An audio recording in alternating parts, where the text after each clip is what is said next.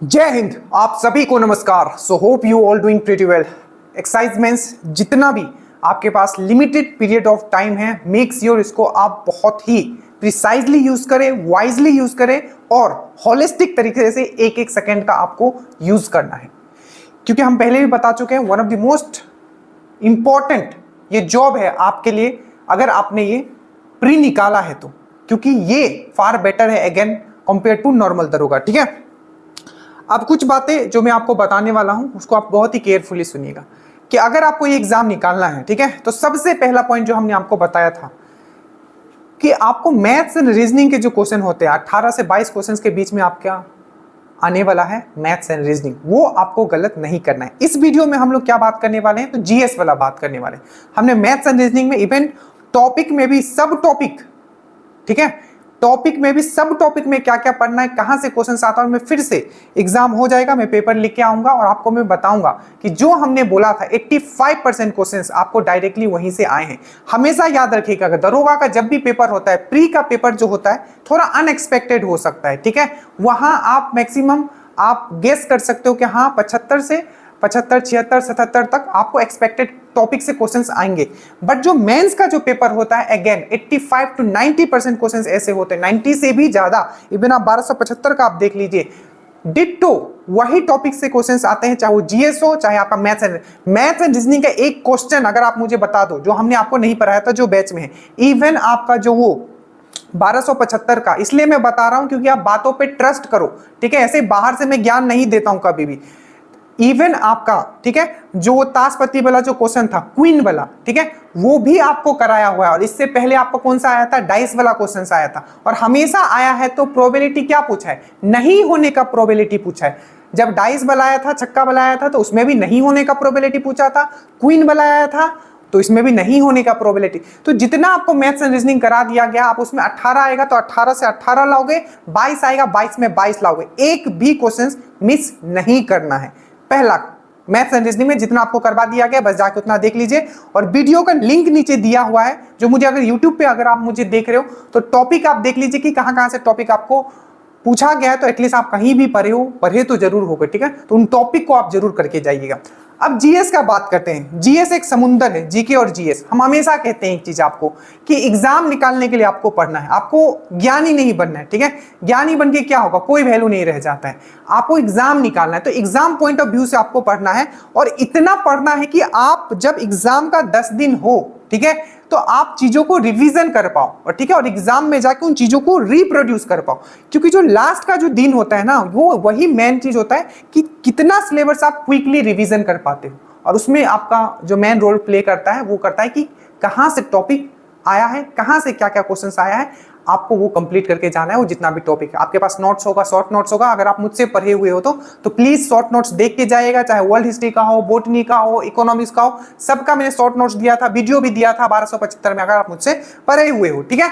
अब जो कुछ बातें आप ध्यान से समझ ले। आज हम लोग जीके जीएस का बात करें, मैथ्स और रीजनिंग का नीचे लिंक होगा, प्लीज आप लोग टॉपिक देख के जाइएगा। जितने लोग भी मुझसे यूट्यूब पे जुड़े हुए हैं, जो बैच में थे 1275, प्लीज आपको पूरा डिटेल में पढ़ाया गया था, तो सब टॉपिक आप करके जाइएगा। सबसे पहले इंपॉर्टेंट ये है कि आपको प्रीवियस ईयर देखना है मेंस का पेपर। जो अभी जो लेटेस्ट मेंस का पेपर हुआ है, एक था आपका 1275, हमने एकदम बहुत ही डिटेल में एनालिसिस कर दिया, एक एक क्वेश्चंस, ठीक है, अब जाके देख लीजिएगा। दो हमने बनाया है मेंस का पेपर का, 1275 जो अभी दरोगा का जिसका फिजिकल हुआ है, उसका मेंस का पेपर आप जाके देख लीजिएगा, ठीक है, जो एक्सरसाइज देने वाले हैं। तो दो वीडियो उसका है, पहला नीचे ही हमने लिंक डाल दिया, पहले ये पूरा वीडियो आप लोग देख लीजिए, ठीक है। तो एक पूरा का पूरा डिटेल, और दूसरा एक और वीडियो है जिसमें वैसे क्वेश्चंस थे, ठीक है, जो यूनिक क्वेश्चन कुछ आए थे जिसमें लोगों को डाउट था, ठीक है। तो प्लीज ये दो वीडियो दरोगा मेंस का देख लीजिएगा। उसके बाद जो 64 पोस्ट का एक्साइज मेंस का जो पेपर हुआ था, ठीक है, उसको देख लीजिएगा। और उसके बाद जो प्री का जो पेपर हुआ था 1275 और इसका, प्लीज ये कंप्लीट करके जाइएगा। ऐसा हमने बोला था आपको कि पूरा अभी तक जितना पेपर हुआ है वो आपको कंप्लीट करके जाना है, चाहे प्री में हुआ चाहे मेंस में हुआ हो, बट एटलीस्ट अभी तो आप इतना कर ही लो जितना हमने अभी नीचे लिंक दिया हुआ है, ठीक है।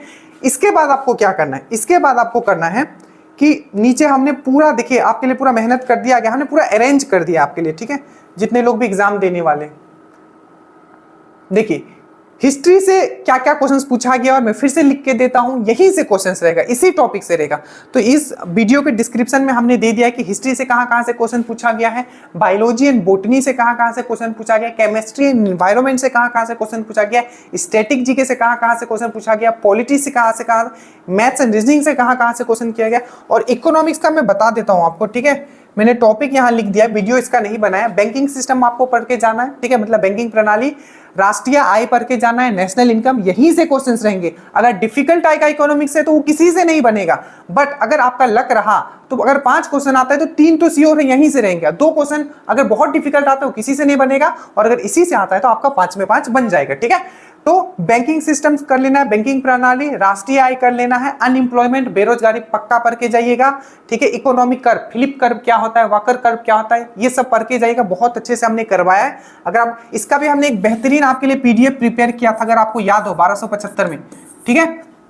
उसके बाद ये पढ़ लीजिएगा, इकोनॉमिक कर्व पढ़ लीजिएगा, और थ्योरी जो कुछ कुछ जो दिए गए थे, जैसे लॉ ऑफ सप्लाई क्या होता है, लॉ ऑफ डिमांड क्या होता है, तो बस इतना ही करना है जितना हमने यहाँ लिख दिया। बैंकिंग प्रणाली, राष्ट्रीय आय, अनएम्प्लॉयमेंट मतलब बेरोजगारी, इकोनॉमिक कर्व जितना भी है, उसके बाद टाइप्स ऑफ इकोनॉमिक जरूर पढ़ के जाएगा कि प्राइवेट मिक्स्ड इकोनॉमी क्या होता है, ठीक है, सोशलिस्ट इकोनॉमी क्या होता है, कैपिटलिस्ट इकोनॉमी क्या होता है, तो ये सब पढ़ के जाना है। और थ्योरी में मतलब क्या, लॉ ऑफ सप्लाई क्या है, लॉ ऑफ डिमांड क्या है, माल्थस थ्योरी क्या था, ये सब आपको पढ़ाया और पीडीएफ में भी आपको दिया गया था।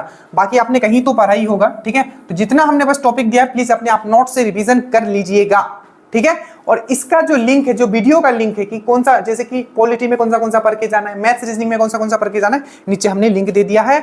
और आपको मैं फिर से कहता हूं, जितना हमने बता दिया अगर आप उतना कर लेते हो, आपका 85 प्लस तो श्योर ही है, ठीक है, कि उतना क्वेश्चन तो आप इजीली करके आओगे। बट इसमें पोस्ट कम है तो अपना जान पूरा लगाइएगा। और मैं फिर से याद दिलाता हूं, मैथ्स रीजनिंग में एक भी क्वेश्चन गलत नहीं करके आना है, क्योंकि मेंस का जो पेपर होता है वो मोस्ट एक्सपेक्टेड होता है, वो पेपर वही रहता है जैसे कि पहले पेपर आ चुका है। तो प्लीज अच्छे से पढ़ के जाइएगा जिनका भी एग्जाम है। और नीचे लिंक होगा तो व्हाट्सएप पे भी जुड़ जाना है, स्टेटस में मैं बहुत सारी चीज एग्जाम तक डालता रहूंगा। और 17 तारीख से हम लोग फिर से 2024 का भी बैच फिर से रीस्टार्ट कर रहे हैं। और अगर आपको बिहार में दरोगा बनना है, ये चैनल आपके लिए है, most trusted channel. Thank you for joining dream दोस्त। जय हिंद।